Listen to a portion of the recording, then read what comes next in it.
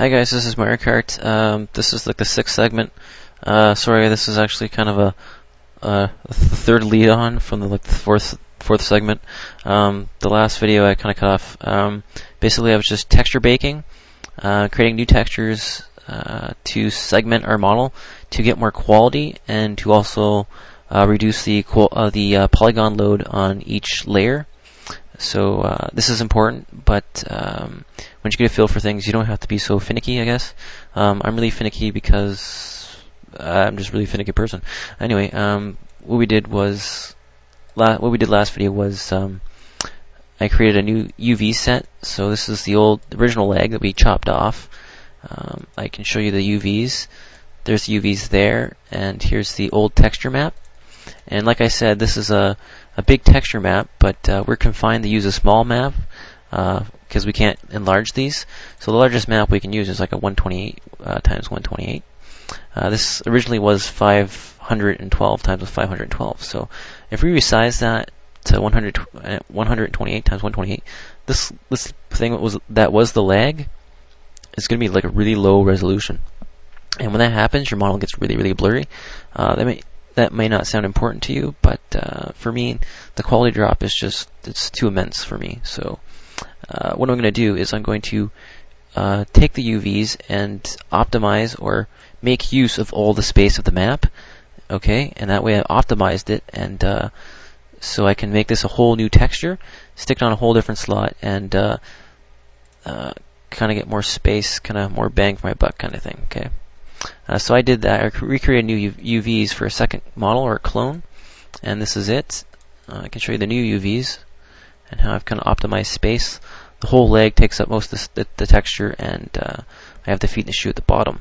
If I wanted to get more quality out of my model, I would separate the feet and the shoes, two other textures, and have the leg isolated. Okay. And but anyway, so I've already done that. So I'll just undo everything I just did. Undo. No. I just want to put that back at the center there. Okay, so that's where it was before. What I did was I went in texture bake, render to texture. You can access it through here, and I got a new texture. Well, I made a new texture based off the old ones, and here it is. It's been created off the old UVs, or not the old UVs, the old textures. So let me see if I can find the old texture. This is the original texture, and here's the new one that we created.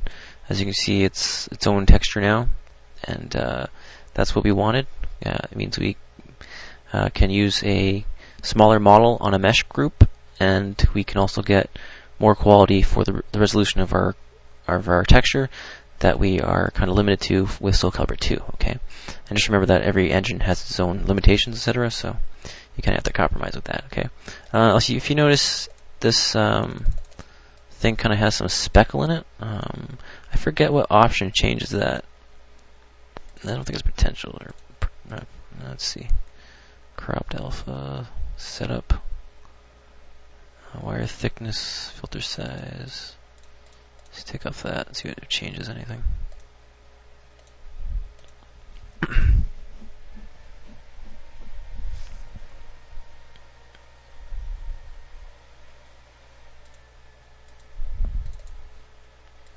Okay, so you can see it looks a lot better now. Okay, so scrap that one. That's the new texture we'll be using. I think I'll just stop at the legs here. So I'll go to right click and go to collapse all. That saves all the changes. Let's see, what's this one? Okay, that's the new one. This is the old one. I'll just delete that. I'm not going to use that. Okay, we can even slap the new texture on if we want. Okay, so that's now a new separate texture. Hide unselected there. Okay. Put that, oops, I moved that bone. Actually, I can delete those bones. Goodbye. Okay, this is offsetted. Put it back. Okay, click save. Ooh, these are really offsetted. You can actually see it crack. I'm going to use, oh wait, what's this Okay, that's why.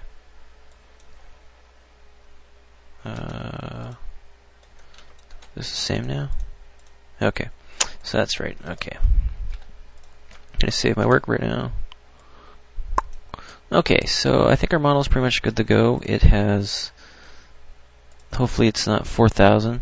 You kind of want to aim for around 2,000. 4,000 is kind of the hurt area. If you put a 4,000 model in on one mesh group, it's probably going to crash your game.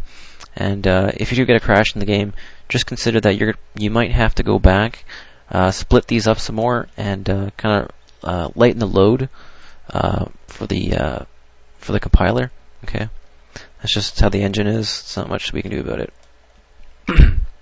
Like the engine itself is actually quite well, actually, because it's actually using bones, a lot of bones in the face for active movement, hair, physics, and facial movement. So this game is actually using a lot of memory just for expressions and fingers and everything. A lot of games don't do that, okay? Especially for the Xbox One. That's first kind of generation kind of thing there. And that's pretty impressive for back then, okay? So I know the games now, this is kind of a joke, but it's pretty good for back then. Anyway, total model is 13K. That's kind of pressing it, but I think it'll work. This is 2,000. I'm happy with that. That's under 2,000. Happy with that. The face is kind of edging 3,000. If I had to, I could probably segment the eyes and the mouth if I needed to, but I'm going to try to avoid doing that because that's going to cause too much work for me. Right now I'm going to hide everything. Let's see. Just going to name everything here. Object. I have 1, 2, call this 3. Oops, I lost where it was. Object 03. This one just call back to 4. Okay. One last thing we have to do before we import this back to Milkshape is, create a dummy file. When we put this back in the game, we can't delete the subgroups. We have to replace them with dummies and just make little small boxes within inside the model just to hide them. That way we reduce the polygon load, and we don't have, it avoids us from deleting these. And anyway, so yeah, just remember that deleting these will crash your game, so don't delete them, and you must retain the file names exactly. So what I'm going to do is I'm going to create a box. That's what I'm going to do. Create a box right here. Okay, just make it 1 by 1 by 1. Press F12 to get our move transform. Just center it out. Put it in the center. Actually, I might want to put it down closer to the pelvis. Yeah, put it there. Well, no, let's keep it there. That's probably where the bones are going to go anyway. Okay, so we'll go to unhide all except for that. Enlarge, convert to a mesh. Okay, throw a texture on it. Doesn't matter which texture. Okay, gonna save again. And I'm just gonna look at this really quickly.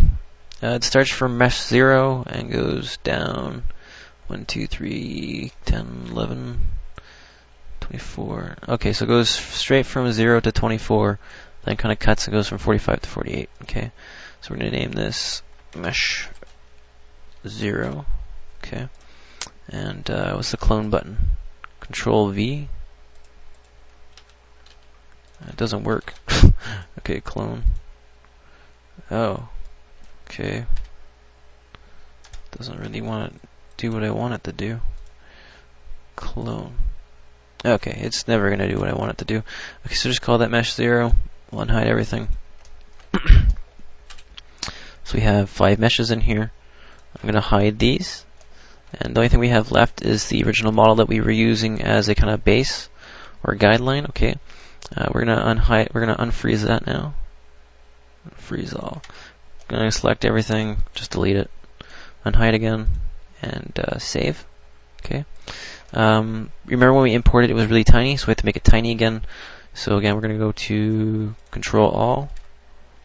We're gonna go and add an edit mesh modifier. Go into vertex, select everything, resize,